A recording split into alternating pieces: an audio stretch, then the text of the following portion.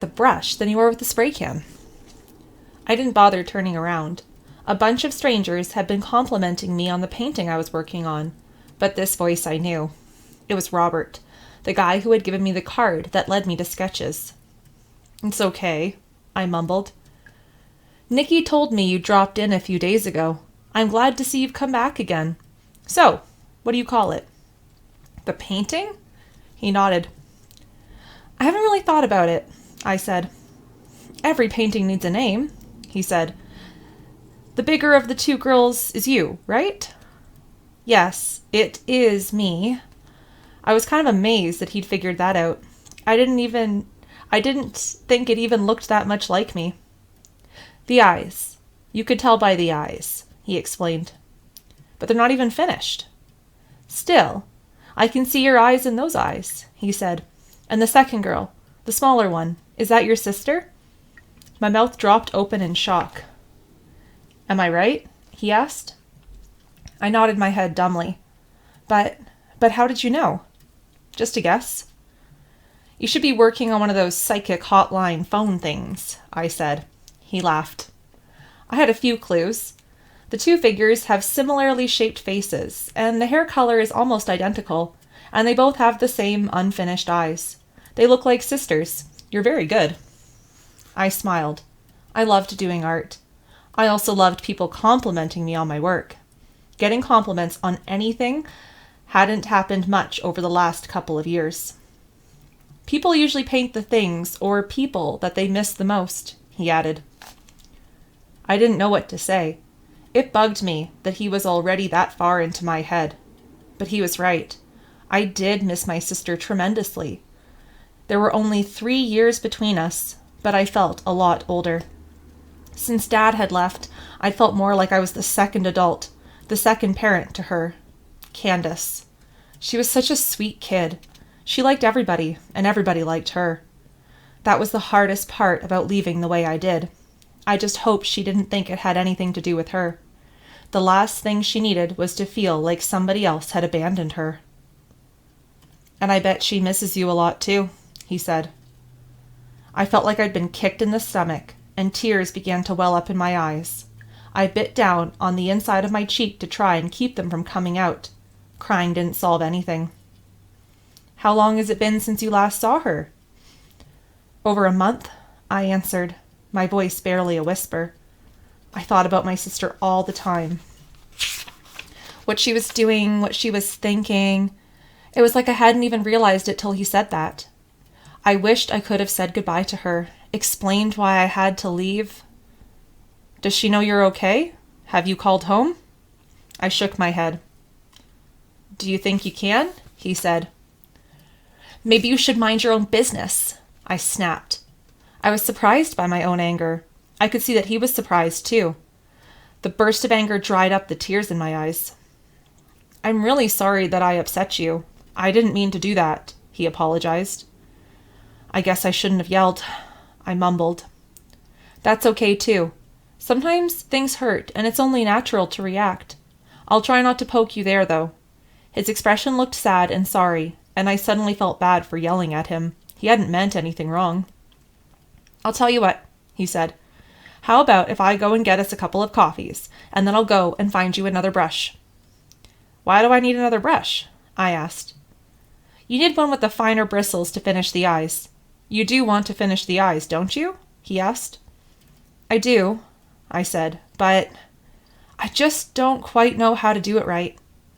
"I can show you," he said, "if you want. Would you like that?" I nodded. "Good. Let me go and get us those coffees, and then I'll give you a little art lesson." He started to walk towards the kitchen. "Robert?" He stopped and turned around. "The Sisters," I said. "I'm going to call it The Sisters." Between talking to Robert and having him show me how to do the fine work around the eyes, and then getting cleaned up, it was almost night by the time I got out of Sketches. I was late. I trotted along the street hoping they'd still be there. What if they weren't? Where would I go? How would I find them? Who would take care of me? And Brent was sitting on the edge of a fountain, and Ashley was standing off to the side. She was panhandling, but it didn't look as though she was doing too well. "Sorry I'm late," I said as I settled in beside him. Now that you're here, we better get moving, Brent said. He stood up right away and started walking. I was getting the feeling he was in another of his dark moods. Where are we going? I asked as Ashley and I trailed after him. You'll see. We didn't think you were coming, Ashley said. Not coming? Where else would I go? I don't know. Maybe you were planning on hanging out at that art center place all night, Brent said. Yeah, well, it would be cool to spend more time there. There's nothing there that's going to make us money or give us a place to sleep tonight, Brent snapped back. It's more than that, I argued. Actually, it's less than that, he said. While you're fooling around in there, we're out here trying to get enough together for cash to... Give it a rest, Ashley said, cutting him off. You could come along with me and see for yourself, I suggested. Me? Brent questioned incredulously. I'm way too old to be doing any finger painting. It's not kindergarten stuff. I did a really good painting today, I protested. Well, I'd like to see it, Ashley said. Maybe I'll come with you the next time you go. Great, Brent scowled. Then I'll have to do the work of 3 people. Are you two planning on eating? Actually, they have food at Sketches, I said. They do? Brent had been walking quickly, leading us down an alley, but now he stopped walking, turned around, and suddenly seemed interested. Why didn't you tell me that before? I did. Sort of. Remember those muffins I brought you the other day? After the first time, when I hadn't shared the food I'd gotten, I'd made a point of letting them have all the food I'd pocketed at Sketches. Is that where they came from? He asked. Where'd you think I got 'em? I didn't think, he said. I figured you just ripped them off or something.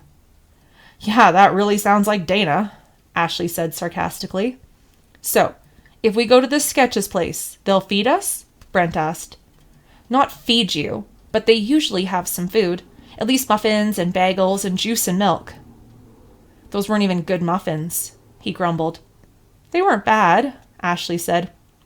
So, I'm walking all the way there for a day-old muffin? And juice and milk, I added a bit weakly. Oh, great. That makes it better. Milk and muffins. I'll pass. He started walking again. Come on, Brent. Would it kill you to drop in one afternoon and have a look? Ashley demanded. It wouldn't kill me, but it ain't going to help me either. I'll just... Suddenly, 2 guys jumped out from behind a dumpster and smashed into Brent, sending him tumbling into the wall.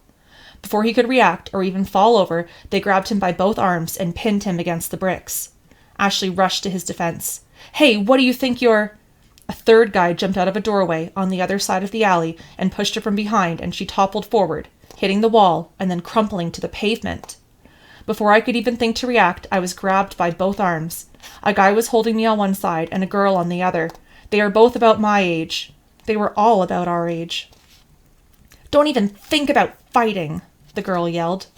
I wasn't thinking about anything. I just felt fear, terror. All I wanted to do was run, but there was no point in even trying. The 2 sets of powerful hands held me between them, and I was powerless to resist.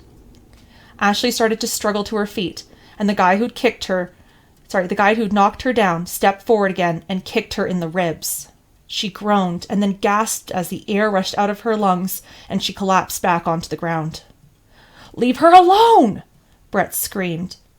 Now, the guy who'd kicked Ashley rushed over and punched Brent in the face as he stood there, pinned against the wall.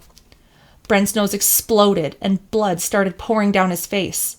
Brent! I yelled.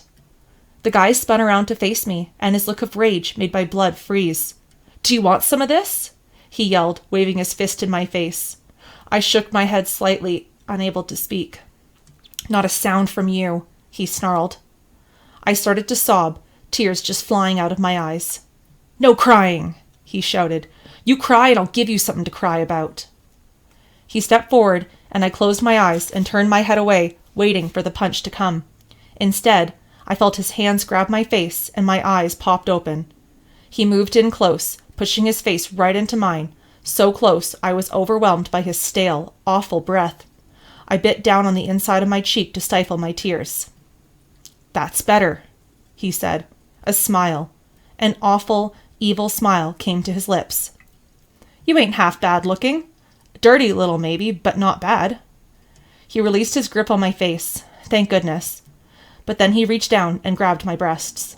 I struggled to get away, but I was held in place on both sides, and he pressed against me. "Leave her alone!" Brent screamed. The guy spun around, but released me. "You need more medicine?" "You can have our money," Brent said, blood pouring down his face, his shirt all wet and stained. "We can have your money and anything else we want."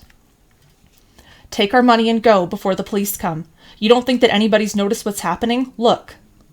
I turned towards where Brent was motioning with his chin. There were people on the street. A steady stream of them passed by the opening to the alley. As I looked, a man slowed down and peered into the shadows. "Just take the money," Brent said. "Let me go, and I'll give it to you." "Nobody's letting anybody go. Where is it?" he demanded. "In my pocket, right front pants pocket." He stuck his hand into Brent's pocket and pulled it inside out, coins popping into the air and showering down on the pavement. He opened his hand to reveal more coins and some bills and a plastic bag holding marijuana. When had he bought that? "Looky what we got here," he said, holding the bag up. "Some money and a little bonus." "Just take it and go," Brent said. "Is this all you got?" he demanded. "That's all we got, I swear," Brent said. "And the girls? Do they have any money?" "None," Brent said. "I don't let them have money. I keep it all so that it'll be safe." The guy laughed. His laugh was as evil as his smile. "Yeah, you kept it real safe," he snarled. He turned around, and I was terrified he was going to come back towards me. "Now, if either of you girls decide you want to be really safe, you can stop hanging out with this loser and come with me. Let her go," he ordered, and the two released my arms. Who knows? Maybe I could even figure out a way for you two ladies to make some serious coin, if you know what I mean. That sick smile returned to his face. I noticed he was missing a front tooth, and the remaining teeth were yellow and stained. "You got the money, now leave us alone," Brent said. Just then, someone stopped at the entrance to the alley. It looked as though he was taking a long, hard look, maybe thinking about coming to see what the noise was all about. "Yeah, you're right," the guy said. "Let him go, too." The other two guys released Brent, and he slumped forward. The first guy started to walk down the alley away from the street. I felt a sense of relief and... He turned back suddenly and kicked Brent in the side of the head, and Brent bounced against the wall and then crumpled to the ground. "Don't you go telling me what to do or when to leave. You understand?" he bellowed. "And you better remember that F-word for the next time we meet." He took off again, and the other four trailed behind him, laughing and joking as they walked. I stood motionless, watching them go, terrified they might turn back around. Suddenly, my feet became unstuck from the pavement, and I had to fight the urge to just run away. I couldn't do that. Instead, I rushed over to Ashley and helped her as she staggered to her feet. She cringed in pain and clutched her side. "Ashley, are you all right?" I gasped. I'm okay. "Brent?" she called out. He started to struggle to his feet and then tumbled back over. We rushed over. He took my hand and used it to pull himself up. Blood still poured from his nose, and now the whole side of his face was scraped and cut raw. "You're hurt bad." "Not as bad as I'm gonna hurt him," he snarled. Brent reached down and pulled a knife out of his sock. "What are you doing?" I demanded. "I'm going to get our money back." He started to walk in the direction they'd gone, stumbling over his feet and practically tumbling over again. I caught him and grabbed him on one side. Ashley grabbed his other arm. "All you're going to do is let him finish killing you," Ashley said. "You're too hurt to go after him, and I'm too hurt to help you." "We can't just let him do that to us," Brent snapped. "We won't," Ashley said. "We won't let him get away with anything. We just need to let it go for now." Brent stopped straining against us, and I could feel him relax. Ashley let go of his arm, and I did the same. "You know when he said to remember him?" Brent asked, his voice barely a whisper. Both Ashley and I nodded. I didn't think I'd ever forget him. "I'll remember him," Brent said. "And maybe not today or tomorrow, but sooner or later it'll happen." "That's right," Ashley said. "Now, let's just go and get cleaned up and find some place to stay tonight." "Shouldn't we go to the hospital?" I asked. "Why?" Brent asked. "Your nose and Ashley's ribs? You two are hurt," I exclaimed. "I just need to lie down," Ashley said. "Me too. Let me get cleaned up first, and then just lie down. I feel a little bit dizzy. Brent staggered a bit, and Ashley and I both grabbed him, again, to steady him on his feet. I know a place where we can crash for the night, Brent said. It's not far from here. We'll just cut down the alley and... You want us to go down the alley? I said. It's shorter that way. But they went down the alley. They're long gone, Brent pointed out, probably using our money to buy some chemicals. I just don't think we should go that way, I protested. It'll be okay, Brent said. Come on. He started walking, with Ashley still supporting him. I hesitated for a few seconds and then started after them. I didn't want to go, but I couldn't stay there by myself. Cautiously, we moved. I strained to look up ahead, trying to see behind every dumpster and trash can, and into the depressions of the doors and the shadows cast by the buildings. I couldn't see anybody. But then again, I didn't see those kids either. We reached the end of the alley, and Brent directed us through a hole in a fence where 3 boards were missing. He went through first, followed by Ashley, and then me. We were standing in a parking lot. The pavement was all buckled, and there were weeds growing in the cracks. There was a shed sitting behind a building, and trash bags and furniture all around it. As we closed in, I realized it was a clothing drop box, and there was a big sign on the building, Salvation Army. We stopped beside the drop box. Here we are, Brent said. This is where we're going to sleep tonight. We're going to sleep in the Salvation Army shelter? I asked. We'd never done that before. Shelters asked for ID, and I didn't have any, and... Not in the Salvation Army shelter, he said. In the shelter of the Salvation Army clothing drop box. We're gonna what? We're gonna sleep in the box. He pointed at the gigantic wood and metal box where people dropped off clothes and things for the Salvation Army to sell. He reached over and pulled open the big, drawer-like slot. It was a large opening, big enough to take a green garbage bag filled with clothes. I'd gone with my mother before to put some of our old clothes in a box just like this one where we live. Where they live.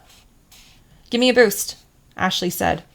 Brent bent down and cupped his hands together, and Ashley put her foot into his hands, using them as a step. She climbed up into the slot and disappeared from sight. Her head reappeared a couple of seconds later. There's enough space for all of us, she said.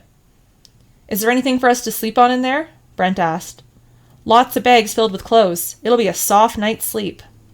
Great, Brent said. He turned to me. Let me give you a boost. Into there? I moved back half a step. You got a better idea? It's warm and it's dry. But what if somebody comes? What if somebody drops something into the box on top of us? This place is closed for the night and the gate is locked up. The only way in here is the way we came, and I can't picture anybody coming in through the fence with a donation, Brent said. But still, it's a clothing drop box, I said, emphasizing each word. We can't sleep in there. I'm telling you, we can. I've done it dozens of times. Brent paused. Look, Dana, my head is hurting real bad. I need to lie down. You coming or not? Reluctantly, I came forward, and Brent bent down again, cupping his hands together. I stepped up, and Ashley offered me a hand, and I slid, head first, into the box. The slot slammed closed behind me, and I was engulfed in darkness. I felt a surge of panic. There was light as the slot opened back up. I looked up and saw Brent's silhouette against the light. He climbed in, and now the slot stayed open. I wedged a board in it to keep it open, Brent said. Thanks, I mumbled. Once we've got everything sorted out in here, we'll close it up so we can sleep. Are you sure we won't get in trouble for sleeping in here? I asked apprehensively. We won't get in trouble if nobody finds us, Brent said. He began to chuckle, and it felt so good to hear. We'll be long gone before they open up in the morning. Besides, Ashley said, even if they did catch us, they wouldn't do anything. They wouldn't? Nah, Brent said, shaking his head. This is the Salvation Army. The worst they do is force us to eat breakfast, read to us from the Bible, and try to convince us to stay in their shelter tonight. Sleeping in a shelter wouldn't be so bad, I said. You ever sleep in a shelter? Brent asked. No, I admitted. You know that. Believe me, this is better. Are you serious? Well, better than most of them. It's not that they don't try to help, Brent said. Then what's wrong with them? They have lots of rules, and they ask a lot of questions, Ashley said. What sorts of questions? Like, are you carrying any weapons? Or how old are you? Ashley answered. That would be a problem for me. Things would be easier once I was 16. If I lived to be 16. How about we stop talking and go to sleep? Brent said. Are you sure you should do that? I asked. After a head injury, you're supposed to be woken up every couple of hours. I explained. You are? Yeah, I remember that from my first aid course at school. Do you want me to wake you up? Yeah, in the morning. Let's get to sleep. He reached up and adjusted the board holding the slot. It closed almost all the way, with only a sliver of light still coming in. Brent lay down on the far side of the box. I settled into the bags, my head close to the little shaft of light. I needed to sleep too, but maybe I needed to stay up for a while even more. I'd listen for sounds coming from outside, and even more important, listen for sounds of Brent sleeping.